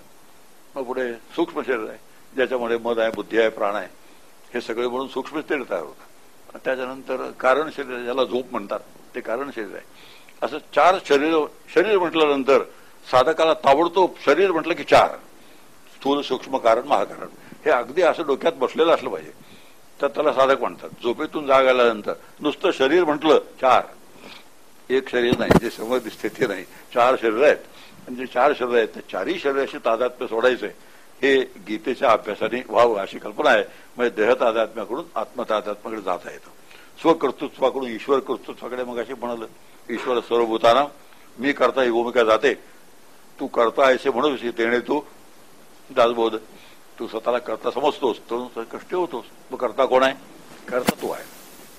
ही जर भूमिका असली तर मी केलं म्हणून झालं हे राहणार नाही. मग त्याचं कोणी जर श्रेय दिलं नाही तर राग येणार नाही. नाही तर इतकं यांच्यासाठी मी मर मेलो तर ह्यांना त्याचं काही नाही. हे जी काही वाक्य आहे ही वाक्य प्रापंचिकांना अशी छळणारी वाक्य आहेत. यांच्यासाठी कर केलं, मर मेलो तरी सुद्धा यांना कुणाला त्याचं काही नाही. आता हे जे वाक्य आहे हे कर करू नये पुन्हा दुःखाचंच एक वाक्य झालं. कर केल्यानंतर सुख मिळावं की नाही, आनंद मिळावा की नाही केल्याचा, तर केल्याचा आनंद मिळत नाही. कारण कोणाला काहीतरी असलं पाहिजे त्याचं. असा विचार आहे. किती पद्धतीने माणूस स्वतःची फजिती करून घेतो हे गीता वाचल्याशिवाय कळत नाही, शास्त्र वाचल्याशिवाय कळत नाही. आणि या सगळ्या फजितीतून बाहेर यायचं असेल, फजिती करून सन्मानाकडे गती देण्याचं काम असे जी गीता आहे अशा तऱ्हेने गीता काम करते. तर क्रियाशून्यतेकडून क्रियाशीलतेकडे ते द्यायचं काम गीता करते. फार मोठा विषय आहे, फार सुंदर विषय आहे की परमार्थ संबंधी जे काही गैरसमज आहेत त्या गैरसमजात एक मोठा गैरसमज आहे की पारमार्थिक मनुष्य निष्क्रिय बनतो. याच्यासारखा दुसरा गैरसमज ह्याच्यामध्ये नाही. गैरसमजाला वावच नाही. तस्मात असक्त सततम कार्यम कर्म समाचार असक्तो ह्याचरण कर्म परमाप्नोती पुरुष, हा गीतेतला श्लोक आहे. की म्हणून तू तुझं जे काम आहे ते काम अतिशय चांगल्या पद्धतीने कर, उत्कृष्ट कर. आणि असं जर तू कर्म केलंस तर ते कर्म केल्याचा परिणाम म्हणून तुला त्याचं जे फळ आहे ते त्याचं फळ निश्चितपणे मिळेल. हे कर्मयोगाचं शास्त्र, जे कर्मयोगाचं प्रिन्सिपल ते हे आहे. आता आपल्याला काही वेळा इंग्लिशमध्ये मोठ्या थाटात सांगितलेलं ऐकतो बरं का, वर्क इज वर्शिप असं कोणीतरी सांगतात. Work is worship. मग आम्ही नाही म्हणतो का वर्क इज वर्शिप? असं नाही म्हणतो का आम्ही पण म्हणतो वर्क इज वर्शिप. त्या सर्वात्मक ईश्वरा स्वकर्म कुसुमांची विरा पूजा केली होय आभारत होत्या लागेल, ज्ञानेश्वरीची होई आहे. पण कर्म कशी करायची इथे मतभेद आहे. आणि कर्म म्हणजे नेमकं काय इथेही मतभेद आहे. आम्ही जे उद्योगधंदा व्यवसायातली कर्म करतो त्या कर्माचा पारमार्थिक कर्माशी संबंध फार कमी आहे. उद्योगधंदा व्यवसायाच्या निमित्ताने आम्ही जे कर्म करतो त्या कर्मांचा परमार्थाशी संबंध कमी आहे. नाही असं नाही. याचं कारण आहे जी आम्ही व्यवसायासंबंधी कर्म करू ती सुद्धा जशी असायला पाहिजे तशी असा, ती शुद्ध असायला पाहिजे. अशुद्ध असता कामा नये, ती अट आहेच आमच्यावर. पण मुख्य कर्मयोगामध्ये मी जे कर्म करतो, जे काही कर्म करेल, कायिक वाचिक मानसिक 3 प्रकारचे कर्म आहेत. आम्ही इथे कर्म म्हणजे काय नुसतं उद्योग केला, व्यवसाय केला, नोकरी केली, पुष्कळ पैसे मिळवले की आणि कर्म बरोबर केलं. आमच्यात एक पद्धत आहे, मोठमोठे सभा असला एखादा मोठा अत्यंत यशस्वी माणसाला तिथे बोलवतात आणि हे एक महान कर्मयोगी होते असे त्यांची स्तुती करतात. आता हे कर्मयोगी शब्दाचा, हे कर्मयोग शब्दाचा हाच आहे, काय म्हणतात त्याला, खूनच आहे, त्याचा हरकत नाही म्हणायला. आता ते कर्तबगार असे बरोबर आहे, अत्यंत क्रियाशील आहेत हेही बरोबर आहे, ते अत्यंत यशस्वी आहेत हेही बरोबर आहे. पण म्हणून ते कर्मयोगी आहेत हे बरोबर नाही. ते कर्मयोग शब्दाचा मूळ अर्थ असा आहे की केलेलं प्रत्येक कर्म त्याचा कर्ता मी नाही ही भूमिका जिथे आहे. आणि केलेलं कर्म भगवंताला जेव्हा अर्पण केलं असेल तर त्याला कर्मयोग असं म्हणतात. आणि जोपर्यंत मी करताय असं वाटतं आणि जोपर्यंत मी ते कर्म ठेवून घेतो माझ्यापाशी, तो भगवंताला देत नाही, तोपर्यंत त्याला कर्मयोगाचं स्वरूपच येत नाही. पण कर्मयोग ही एक वेगळी गोष्ट आहे आणि नुसतं कर्म ही एक वेगळी गोष्ट आहे. आणि विचार केला तर ज्ञानेश्वर महाराजांनी स्वकर्म कुसुमांची विरा, फार खोच आहे. ज्ञानबाची काय असते, मेख, असं ज्ञानबाच्या मेखा जागोजागी आहेत. ती कसं आहे, ती कर्माची फुलं असावीत.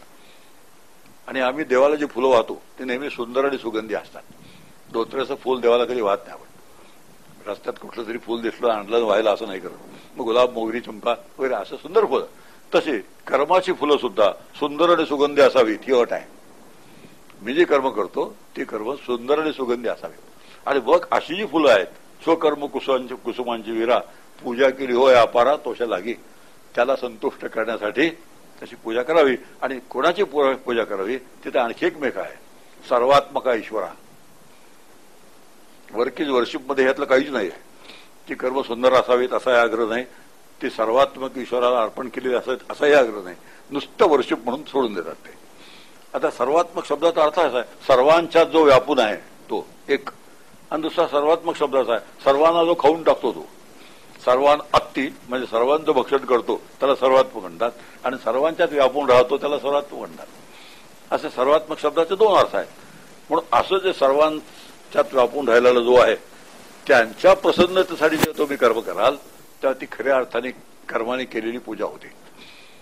मग आता मोठी अडचण आहे, मोठी अडचण आहे. काल जरा सासू सुनेबद्दल बोललो मी. आता सुनेमध्ये तो आहे की नाही आणि सासूमध्ये तो आहे की नाही. सर्वात्मक जो तो असेल तर तो सुनेमध्ये पण सासूमध्ये पण आहे. मग दोघींनी जर एकमेकीच्या तो ओळखला आणि एकमेकीशी व्यवहार केला तर तो व्यवहार कसा होईल, अतिशय सुखाचा होईल. पण असंच मी एक दिवशी व्याख्यान देत होतो, प्रवचन देत होतो. एक मुलगी उसळून वर आली, सर्वांच्यात देव बघावा असं तुम्ही सांगता खरं, पण माझ्या नवऱ्यात देव बघणं शक्य नाही. त्यांनी जाहीरच केलं उठून, रोज पितो मला मारतो, कसा देव बघायचा त्याच्यामध्ये. मोठा प्रॅक्टिकल प्रश्न विचारला. आता त्याचं उत्तर काय हा भाग वेगळा आपण सोडून देऊया. पण आता एक लक्षात आहे की सर्वांच्यात देव असलेला जो आहे त्या देवाकडे लक्ष ठेवून त्यांची प्रसन्नता आपल्याला कशी सांभाळता येईल असा विचार करणं ही देवाची खरी पूजा आहे. ती खरं देवाच्या पूजेचं कर्म जे आहे ते खरं आहे. आणि जोपर्यंत असं होत नाही तोपर्यंत परवडणारी पूजा होते. पूजेचे दोन प्रकार आहेत, परवडणारी न परवडणारी. आम्ही देवांच्या आवडी आम्ही ठरवून टाकलेल्या आहेत. हे देवाला हे आवडतं, विठ्ठलाला तुळस आवडते, सोपं आहे, त्या दारामध्येच आहे. गणपतीला दुर्वा आवडतात, ते गणपतीच्या दिवसात दुर्वा अनायासच उगवतात बाहेर. मग जरा बाहेर गेलं की दुर्वा मिळतात. शंकराला बेलाचं पान लागतं. अशा पद्धतीने त्या देवांच्या सगळ्या आवडी आम्ही पक्क्या करून ठेवल्या, स्टँडर्डाईज करून ठेवल्या. आणि मग जो जे वांछिलं तो ते लावो देव जातं. अशा पद्धतीने आम्ही देवांची बोळवण करतो. त्याला एकच शब्द आहे. माझे बोळवण करायचे नसेल, खरी पूजा करायची असेल तर ही अशी जी पूजा आहे, सर्वात्मका ईश्वरा स्वकर्म कुसुमांची विरा, पूजा केली होय अपारा तोषा लागे. आणि अशा पद्धतीने जर आपण त्याची पूजा केली तो अपार संतुष्ट होऊन जातो. मग देवाला जर अपार संतुष्टता द्यायची असेल तर ह्या पद्धतीची पूजा केली पाहिजे. आणि तुकाराम म्हणतात, एका पूजी एका छळी देव नये त्याजवळी. फार मार्मिक कमांड आहे. एकाला छळतो मग त्याच्यातल्या देवाचा विचार करते छळताना, आणि दुसऱ्याला मात्र त्याची पूजा करतो त्याच्यातला देव लक्षात घेऊन. आता एका व्यक्तीची जेव्हा पूजा करतो देव बघून आणि दुसऱ्या व्यक्तीला जेव्हा छळतो त्यात देव असून, त्यावेळेला त्या दोन्ही पूजांचा काय अर्थ राहत नाही. असा विचार आहे. पूजेसंबंधी, कर्मासंबंधी, वर्क इज वर्शिप हे आपलं बोलणं जे आहे हे बोलणं किती अर्धवट आहे, किती अस्पष्ट आहे ते आपल्याला कळतं. आणि वर्क इज वर्शिप आमचंही म्हणणं आहे. पण त्या वर्शिपला, त्या वर्कला एक वेगळं मूल्य ज्याला म्हणतात ते वेगळं मूल्य आम्ही दिलेलं आहे. सर्वात्मक ईश्वराची पूजा करा, सुंदर फुलांनी पूजा करा, कर्माची फुलं सुंदर असावीत ही अट त्याचा घालून ठेवलेली आहे. म्हणून क्रियाशून्यतेकडून क्रियाशीलतेकडे, आसक्तीकडून अनासक्तीकडे. अश्वमेनम आसक्तीकडून अनासक्ती, अश्वमेनम वस्तुविरोधम असंग शस्त्रेण दृढ्यानं चित्वा 15व्या अध्यायामध्ये. असंग शस्त्रेण दृढ चित्वा. आसक्तीकडून अनासक्तीकडे गीतेच्या अभ्यासाने गती मिळायची पाहिजे. आता दोन्हीतला फरक लक्षात. एखाद्या गोष्ट असणं वेगळं आणि त्या गोष्टीची आसक्ती असणं गोष्ट वेगळी. घर असणं वेगळं, घर असलंच पाहिजे, पण घराची आसक्ती असणं ही गोष्ट वेगळी. आता बघा, घरामध्ये एक मालकी असते, स्वामित्व असतं आणि एक ममत्व असतं. किती गोष्टी झाल्या. घराबद्दल स्वामित्व असतं आणि ममत्व असतं. स्वामित्व आवश्यकच आहे. जगामध्ये जर स्वामित्वाचा व्यवहार नसेल तर जगात गोंधळ निर्माण होईल. हे घर माझं असलं पाहिजे, हे पैसे माझे असले पाहिजे, हे घड्याळ माझं असलं पाहिजे, सगळं माझं असलं पाहिजे व्यवहाराच्या दृष्टीने. म्हणून व्यवहाराच्या दृष्टीने स्वामित्व असणं अत्यंत गरज आहे, पण ममत्वाची मात्र गरज नाही आहे. आता स्वामित्व आणि ममत्व यातला फरक आम्ही लक्षात घेतला.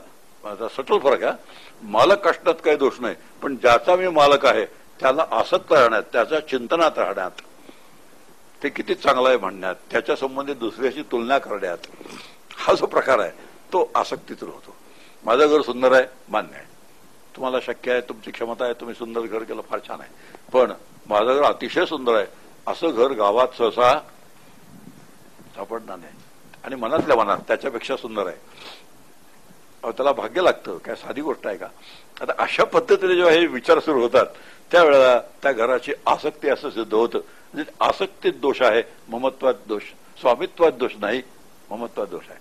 माझा मुलगा आहे, बरोबर आहे, माझा मुलगा आहे, मी त्या मुलाचा स्वामी आहे, पण ममत्व असलं की गडबड झाली तर अवघड आहे, फार अवघड गोष्ट आहे. मुलाविषयी ममत्व नसणं ही गोष्ट अतिशय बिकट आहे. पण ते जर मुलाविषयी ममत्व ममत्व नाही ही स्थिती जर मुलासंबंधी आली तर ते अतिशय सुख आहे. विषय सांगतो आणि थांबून जातो. मायेचं एक लक्षण आहे, त्याला म्हणतात प्रतिती मात्र सत्तावान. म्हणजे काय? जेवढ्या वेळ दिसतं तेवढ्या वेळ असतं. प्रतिती मात्र, जेवढ्या वेळ प्रतिती येते तेवढ्या वेळेस फक्त ते असतं, एरवी तर नसतंच. हे मायेचं एक लक्षण आहे. आता माझा मुलगा जर माईक असेल तर परमार्थपणे बोलायला छान आहे, पण प्रत्यक्ष आली वेळ म्हणजे मोठं कठीण असतं. आता माझा मुलगा निश्चितच माईक आहे, कारण त्याला शरीर आहे, त्याला उत्पत्ती स्थितीलय आहे, त्यामुळे ते माईक आहे. मग तो प्रतिती मात्र सत्तावान असला पाहिजे. याचा अर्थ असा होतो, जेवढ्या वेळ तो समोर दिसतो तेवढ्याच वेळ असतो. त्याचा माझा फोन येतो तेवढ्या वेळ तो असतो, मी त्याला फोन करतो तेवढ्या वेळ असतो, तो माझ्याकडे येतो तेव्हा असतो, मी त्याच्याकडे जातो तेव्हाही असतो, तो माझ्याकडे पैसे मागतो तेव्हा नक्कीच असतो. पण ह्यातलं काहीच जेव्हा नसेल, कोणताच संपर्क जेव्हा नसेल, तेव्हा मुलगा अस्तित्वातच नाही. जमेल गाव असं जमलं ते समाज जिंकला. ह्याचे बघा, मुलाचं काही नुकसान नाहीये, आम्ही मुलाकडे दुर्लक्ष करत नाहीये, त्याचं काही आम्ही म्हणजे त्याच्याकडे थोडं काना डोळा केला, दुर्लक्ष केलं असं काही नाहीये. ज्या वेळेला जे करायला पाहिजे त्यावेळेला ते करतोय, पण त्याचं चिंतन करत नाहीये. आणि सगळ्या प्रापंचिकांना सांगावं लागतं की काळजी हा कर्तव्याचा अजिबात भाग नाही. सगळ्या प्रापंचिकांना सांगावं लागतं काळजी हा कर्तव्याचा भाग नाही. आणि सगळ्यांना वाटतं काळजी करत नाही तो कर्तव्य नीट पार पाडत नाही. बाळाचं कसं होणार, लेकराचं कसं होणार, आता काय करत असेल हो, वगैरे वगैरे अशा पद्धतीने जी चिंतनं आहेत, ही चिंतनं ज्याची चालली आहेत त्याला भगवद्गीता कळलेली नाही, त्याचा गीतेने पराभव केला असं समजायला हरकत नाही. जिंकणं आणि पराभव होणं परमार्थाच्या क्षेत्रामध्ये या पद्धतीने असं बरोबर बसून गेलं तर मी जिंकतोय का हरतोय हे माझं मला जसं कळतं तसं कोणालाच कळत नाही. म्हणून स्वामित्व आणि ममत्व या दोन गोष्टी आहेत. स्वामित्व असलंच पाहिजे, ते नसेल तर व्यवहार मोडेल, पण जिथे ममत्व असतं तिथे मात्र माणसाला दुःख भोगावे लागतात. या पद्धतीने विचार जर बसून घेतले आपण तर गीतेतून मला काय जायचंय, कुठून कुठे जायचंय, गीतेने मला कुठे गती दिली पाहिजे, उपनिषदाचं काम उपनिषदांनी कसं केलं पाहिजे आपल्याला हळूहळू समजेल. उद्या बघूया. हरिओम.